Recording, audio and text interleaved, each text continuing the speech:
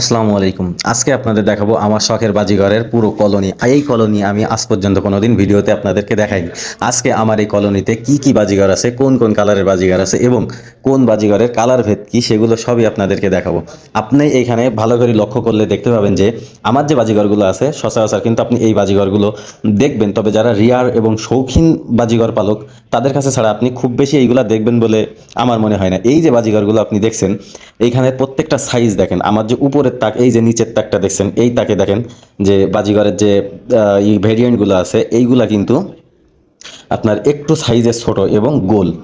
এই এই যে গোল বাজিঘরের ভিতরে দেখেন, এরা যে এখানে আছে টোটাল আমার 8টা বাজিঘর। এই 8টা বাজিঘরের ভিতরে কিন্তু প্রত্যেকটাই ফিমেল।